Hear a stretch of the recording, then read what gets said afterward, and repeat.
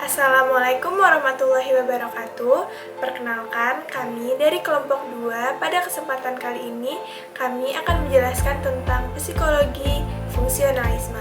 Saya Balkis Sofania Gisna dengan NIM 0603521010 akan mempresentasikan mengenai aliran psikologi yaitu fungsionalisme. Sebelumnya, apa sih definisi dari fungsionalisme? Fungsionalisme adalah orientasi dalam psikologi yang menekankan pada proses mental dan menghargai manfaat psikologi serta mempelajari fungsi-fungsi kesadaran dalam menjembatani antara kebutuhan manusia dan lingkungannya. Maksudnya, fungsionalisme ini mengandung bahwa masyarakat adalah sebuah sistem dari beberapa bagian yang saling berhubungan satu sama lain dan tidak bisa dipahami secara terpisah. Nah, aliran fungsionalisme ini memiliki beberapa ciri khas. Yang pertama, menekankan pada fungsi mental dibandingkan dengan elemen-elemen metal. Yang kedua, fungsi-fungsi psikologis adalah adaptasi terhadap lingkungan sebagaimana adaptasi biologis dari Darwin. Maksudnya, kemampuan individu ini untuk berubah sesuai dengan tuntutan dalam hubungannya dengan lingkungan adalah sesuatu yang sangat penting. Yang ketiga, sangat memandang penting aspek terapan atau fungsi dari psikologi itu sendiri bagi berbagai bidang dan kelompok manusia. Yang keempat, ada aktivitas mental tidak dapat dipisahkan dengan aktivitas fisik, maka stimulus dan responnya ini adalah suatu kesatuan. Dan yang terakhir, psikologi ini berkaitan dengan biologi dan merupakan cabang yang berkembang dari biologi. Maka, pemahaman tentang anatomi dan fungsi biologis akan sangat membantu pemahaman tentang fungsi mental. Aliran fungsionalisme ini memiliki dua metode, yaitu metode observasi tingkah laku dan metode introspeksi.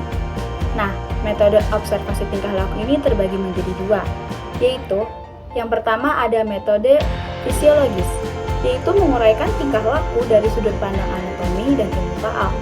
Jadi, mempelajarinya ini yang dikaitkan dengan organ-organ tubuh dan sistem sarafnya.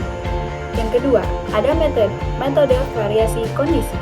Nah, jadi tidak semua tingkah laku manusia ini dapat dijelaskan dengan anatomi dan biologi. Karena itulah manusia mempunyai sudut pandang psikologis. Nah, yang kedua, ada metode introspeksi. Nah, metode ini tuh terlalu bersifat subjektif sehingga Assalamualaikum warahmatullahi wabarakatuh. Saya Olni Asra akan menjelaskan tokoh psikologi yang kedua, yaitu Charles Darwin. Charles Robert Darwin lahir pada 12 Februari 1809 di Shrewsbury, Inggris, dan meninggal pada 19 April 1882 di Down, Kent. Ia adalah seorang naturalis dan geologis dari Inggris. Ia kuliah di University of Edinburgh bersama saudaranya Erasmus. 2 tahun kemudian, ia menjadi murid di Christ's College, Cambridge.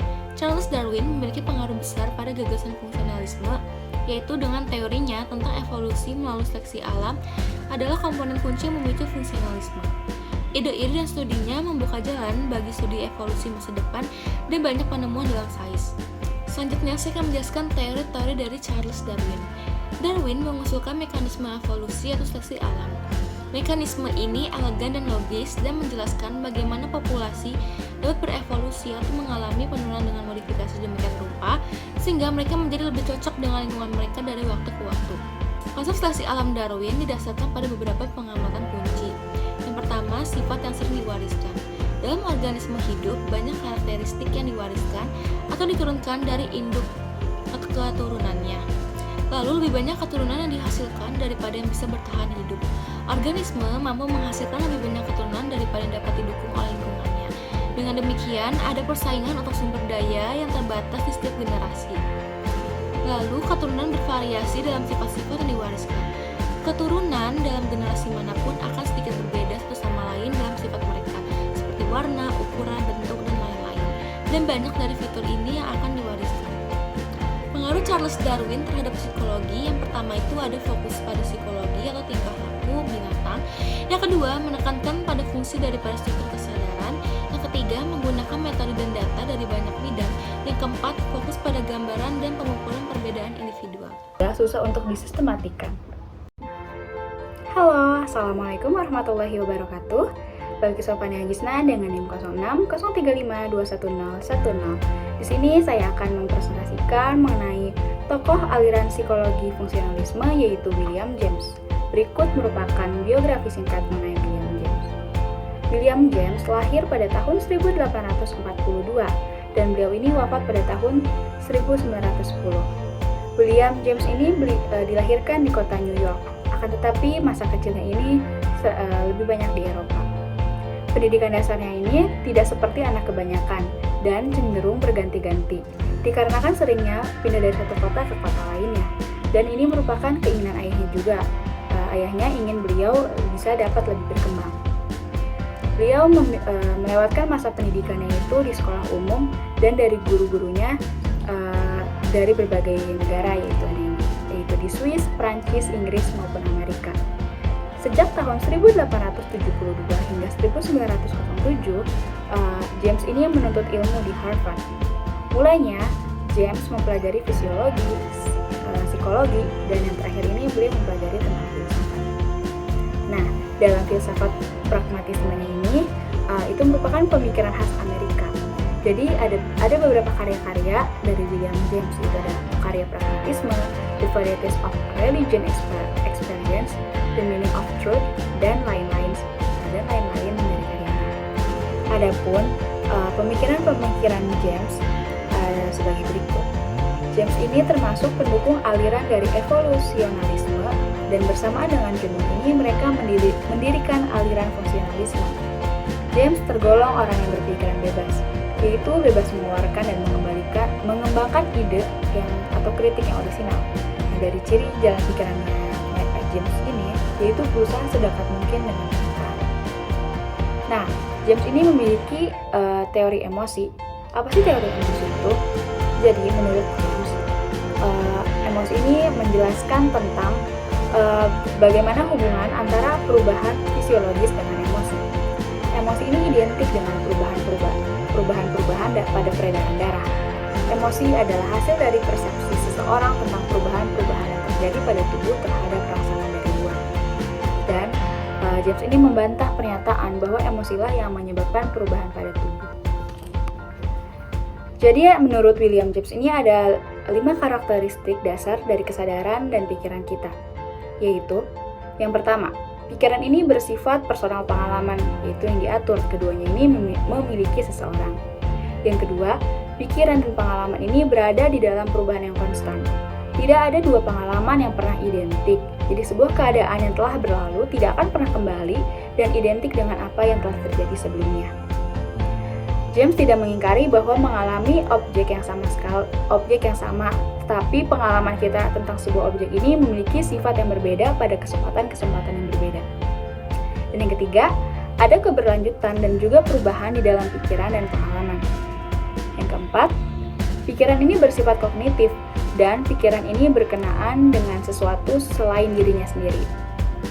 Yang kelima atau yang terakhir, kesadaran ini bersifat selektif.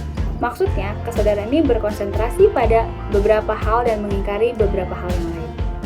Pemikiran William James ini adalah pemikiran empirisme radikal atau pragmatis. Kepribadiannya dan pandangannya tentang manusia memerlukan suatu filsafat yang dapat berlaku adil pada perasaan, keagamaan, moral, kepentingan manusia yang terdalam. Ia memerlukan suatu filsafat yang pantas, yang dapat menghadapi kenyataan secara terus terang. Beliau ini mencurigai setiap sistem filsafat yang murni, intelektual, atau yang mengaku benar secara absolut. Filsafat yang tidak selesai serta tidak absolut, itulah filsafat yang diakuinya. Tetapi filsafat itu harus menyertai kehidupan manusia dan masa depannya. Filsafat harus membantu manusia menyelesaikan masalah yang dihadapinya. Dan adapun kontribusi William James dalam psikologi ialah beliau ini melahirkan aliran psikologi fungsionalisme. Mungkin sekian dari saya. Kurang lebihnya mohon maaf. Wassalamualaikum warahmatullahi wabarakatuh.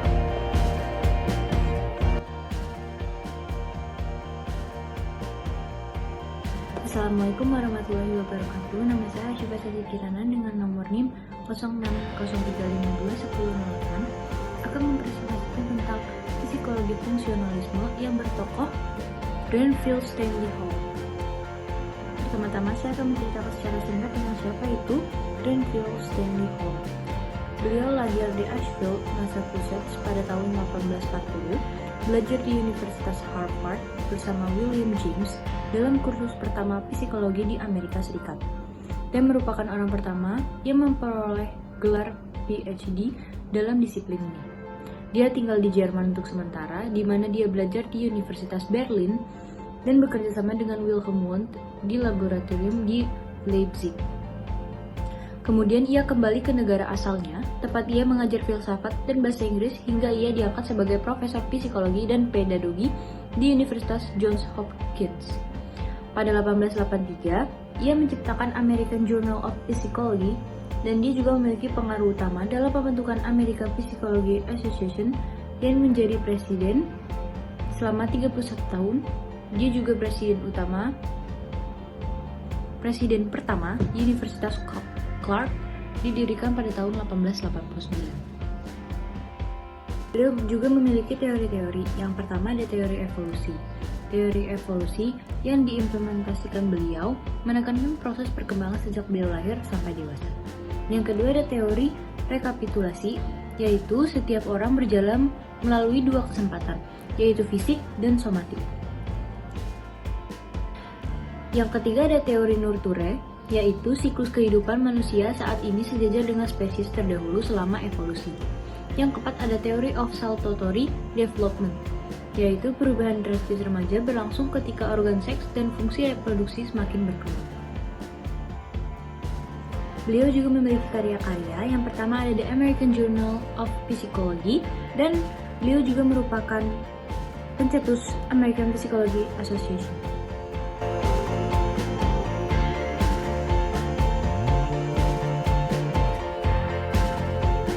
Perkenalkan, saya Assalamualaikum warahmatullahi wabarakatuh. Saya Alif Anandita akan menjelaskan tentang psikologi fungsionalisme. Biografi singkat John Dewey. Dewey dilahirkan di Burlington pada tahun 1859. Setelah menyelesaikan studinya di Baltimore, ia menjadi guru besar dalam bidang filsafat dan kemudian dalam bidang pendidikan pada beberapa universitas. Dewey meninggal dunia pada tahun 1952. John Dewey adalah seorang filsuf dari Amerika Serikat yang termasuk dalam mazhab pragmatisme.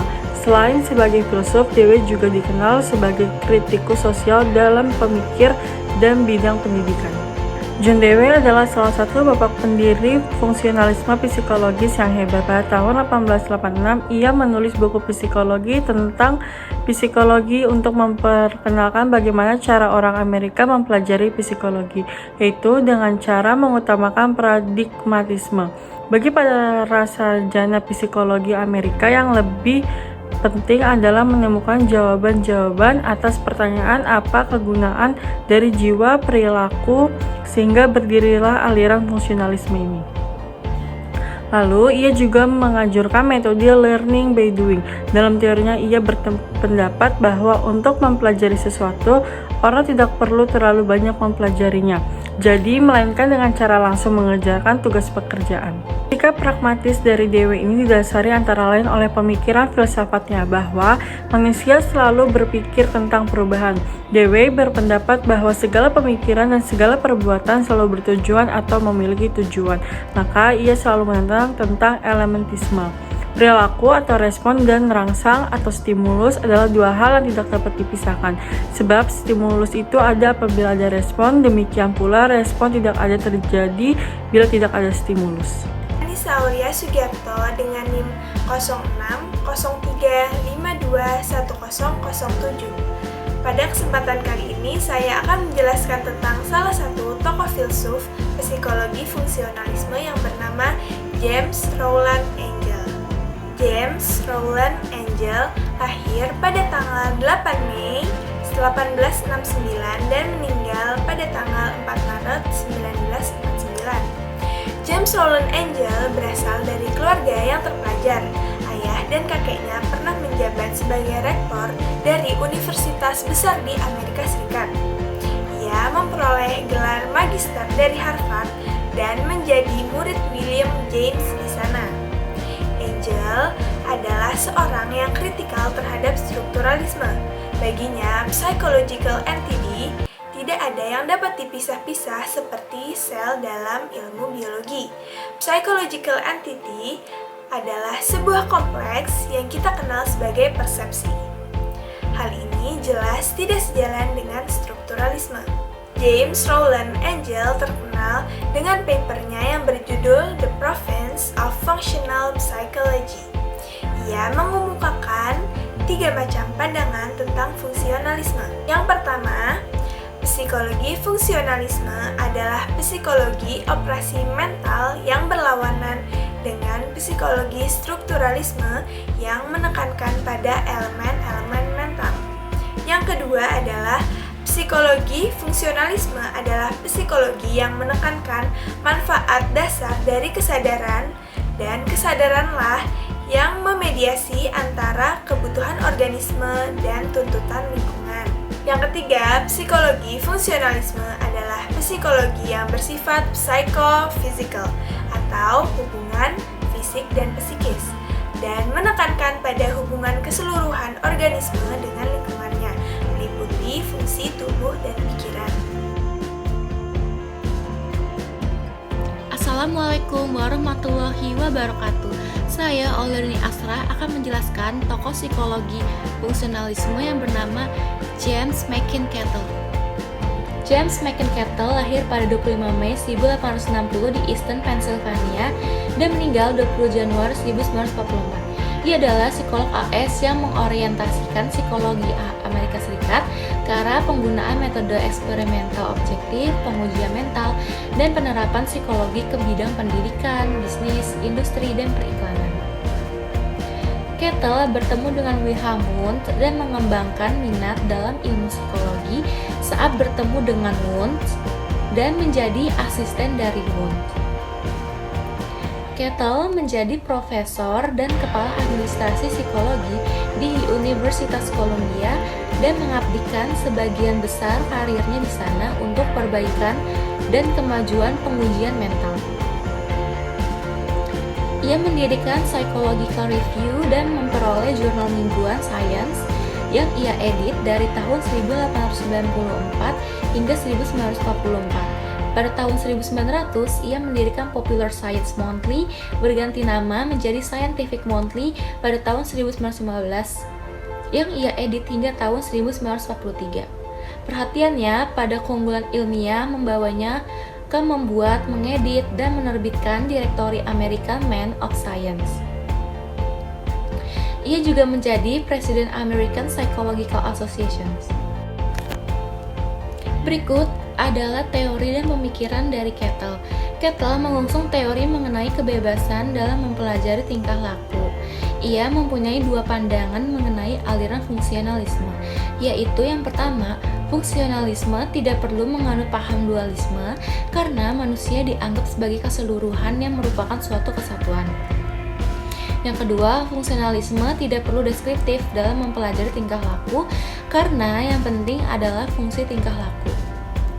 Sehingga yang harus dipelajari adalah hubungan atau korelasi antara satu tingkah laku dengan tingkah laku lainnya. Dapat dikatakan juga bahwa cabang-cabang psikologi modern merupakan perkembangan dari fungsionalisme. Dalam percobaannya ini, Kettle menemukan kapasitas individual, yang kemudian ia menciptakan alat-alat untuk mengukur kapasitas, kemampuan individual yang sekarang kita kenal sebagai psikotes. Berikut adalah kontribusi Kettle dalam psikologi. Kettle adalah tokoh penting dalam psikologi berkat penelitiannya tentang kecerdasan, penggunaan metode kuantitatif, dan fokusnya dalam menetapkan psikologi sebagai ilmu yang sah. Kettle sangat penting dalam mendirikan beberapa jurnal psikologi utama, termasuk The Psychological Review, Science and Popular Science Monthly, yang kemudian menjadi Popular Science. Dia adalah orang Amerika pertama yang menerbitkan disertasi investigasi psikometri dan menekankan pentingnya kualitifikasi peringkat dan peringkat. Hasil eksperimennya dengan tes psikofisik berpengaruh dalam mempopulerkan tes mental di dalam laboratorium psikologis. Assalamualaikum warahmatullahi wabarakatuh. Perkenalkan, nama saya Anissa Aulia Sugiarto dengan NIM 0603521007. Pada kesempatan kali ini, saya akan menjelaskan tentang psikologi fungsionalisme dengan tokoh Robert Sessions Woodworth. Robert Sessions Woodworth lahir pada 17 Oktober 1869 dan meninggal pada 4 Juli 1962. Ia merupakan seorang psikolog akademik Amerika pada paruh pertama abad ke-20. Ia merupakan lulusan Harvard dan Columbia. Ia belajar di bawah bimbingan William James. Buku teksnya yang berjudul Psikologi, sebuah studi tentang kehidupan mental yang muncul pertama kali pada tahun 1921 melewati banyak edisi dan merupakan pengantar psikologi pertama untuk generasi mahasiswa sarjana. Kontribusi Robert Sessions Woodworth untuk psikologi. Pada abad ke-20, Woodworth mengusulkan sistem pemikiran psikologis yang terpadu. Pada saat yang sama, ia menentang determinisme metodologis dominan dalam psikologi dan mengatakan bahwa perlu untuk mengadopsi pendekatan eklektik dalam memahami perilaku manusia. Misalnya, ia menolak proposal McDougall yang sangat fokus pada komponen bawaan dan pada saat yang sama tetap skeptis terhadap proposal John Watson yang menekankan peran lingkungan dalam perilaku. Dalam pengertian yang sama, ia menjauhkan diri dari Edward Teenager yang menekankan studi tentang kesadaran tentang aspek-aspek lain dari manusia. Woodworth berpendapat bahwa perilaku adalah fungsi dari rangsangan lingkungan, tetapi demikian juga komposisi organisme dan kesadarannya sendiri. Ia mengembangkan dua konstruksi penting untuk psikologi. Yang pertama adalah metafora interaksionis dari dinamika untuk merujuk pada peran menentukan dari alam dan lingkungan. Yang kedua adalah model penjelas dari yang terakhir dengan rumus stimulus, organism, respon. Perkenalkan, nama saya Syifa Sisi Kirana dengan nomor 0603521008 akan mempresentasikan tentang Harvey Carr. Harvey Carr lahir pada tanggal 30 April 1873 dan wafat pada 21 Juni 1954. Beliau dikenal sebagai bapak pendiri psikologi fungsionalisme.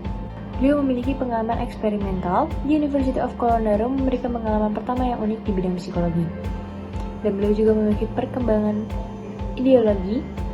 Carr kembali ke Chicago pada tahun 1907 dan bekerja dengan Watson pada percobaan Kerplunk. Pengaruh Harvey Carr. Fungsionalisme dan program psikologi Universitas Chicago berkembang pesat di bawah pengaruh Carr. Tulisannya yang jumlahnya lebih dari 50 berpengaruh dan beragam. Beliau menulis dua buku berjudul Psikologi, A Study of Mental Activity pada tahun 1925 dan An Introduction to Visual Space Perception pada tahun 1935. Berikut adalah referensi yang saya dapatkan dari tokoh ini. Assalamualaikum warahmatullahi wabarakatuh. Di sini saya akan menjelaskan psikologi fungsionalisme dalam pandangan Thorndike. Biografi singkat Thorndike atau yang dikenal dengan Edward Lee Thorndike lahir pada tanggal 31 Agustus 1874 di Williamsburg dan meninggal pada tanggal 9 Agustus 1949. Edward Lee adalah seorang psikolog berpengaruh yang sering disebut sebagai pendiri psikologi pendidikan modern. Thorndike yang dikenal dengan teori koneksionisme, menurut Thorndike, belajar merupakan proses koneksi antara stimulus respon yang berujung kepada perubahan tingkah laku. Melalui karya dan teorinya, Thorndike menjadi sangat terkait dengan aliran pemikiran psikologi Amerika yang dikenal sebagai fungsionalisme. Thorndike terpilih sebagai Presiden American Psychological Association pada tahun 1912 dan menjadi salah satu psikologi pertama yang diterima di National Academy of Science pada tahun 1917. Berikut merupakan karya-karya Thorndike. Yang pertama itu Introduction to the Theory of Mental and Social Measurements, dan yang kedua itu The Elements of Psychological, yang ketiga Animal Intelligence, yang keempat Educational Psychology, yang kelima The Measurement of Intelligence, dan yang terakhir The Fundamentals of Learning. Assalamualaikum warahmatullahi wabarakatuh. Saya Balki Sofani Agisna dari kelompok 2 Psikologi Umum kelas PI 21A dengan NIM 06 035 21010. Kali ini saya akan membahas mengenai aliran psikologi fungsionalisme dengan tokoh Arnold Lucius Jessel. Berikut mari kita simak videonya. Sebelumnya, bahwa Arnold Lucius Jessel ini merupakan tokoh dari cabang-cabang fungsionalisme perkembangan. Jadi, Jessel ini dilahirkan di Alma, Wisconsin pada tanggal 21 Juni 1880 dan beliau meninggal di New Haven pada tanggal 29 Mei 1961. Ia belajar mengenai psikologi di Clark University dan mendapatkan gelar PhD-nya di tahun 1906. Di tahun 1911, ia mendirikan Clinic of Child Development di Yale University yang diketuainya sampai ia pensiun di tahun 1948. Jessel ini dikenal sebagai bapak psikologi anak. Tetapi hal ini lebih disebabkan karena inisiatifnya untuk pertama kali mendirikan klinik perkembangan anak daripada karena teori-teori atau metode-metodenya. Adapun metode yang digunakan Jessel dalam penelitiannya adalah metode observasi yang sederhana, tetapi teliti dan juga dengan menggunakan bantuan alat-alat seperti kamera film dan cermin searah atau yang dinamakan one-way mirror. Dan metode observasi ini mengobservasi tingkah laku di bawah kondisi-kondisi tes yang terkontrol. Sebagai seorang psikolog, Jessel ini memperingatkan orang lain untuk tidak cepat memberikan atribut cacat mental untuk penyebab tertentu. Ia mempercayai bahwa banyak aspek perilaku manusia seperti temperamen itu merupakan warisan genetik. Dia mengerti bahwa anak-anak ini juga dipengaruhi oleh lingkungannya, oleh orang tua maupun teman sebayanya. Jadi dari observasi itu, Jessel ini mencoba menerangkan tingkah laku anak. Teori-teorinya itu tidak cukup meyakinkan karena metodenya ini lemah. Jumlah anak yang dijadikannya sampel dalam penelitiannya ini hanya 11 orang, sehingga sangat sulit untuk menarik kesimpulan-kesimpulan umum dari sampel yang sangat terbatas itu. Selain itu, cara pendekatan Jessel ini melulu deskriptif, tidak ada usaha untuk menerangkan lebih jauh atas faktor-faktor apa yang kiranya mempengaruhi satu tingkah laku anak. Mungkin sekian untuk tokoh Jessel ini, kurang lebihnya mohon maaf. Wassalamualaikum warahmatullahi wabarakatuh.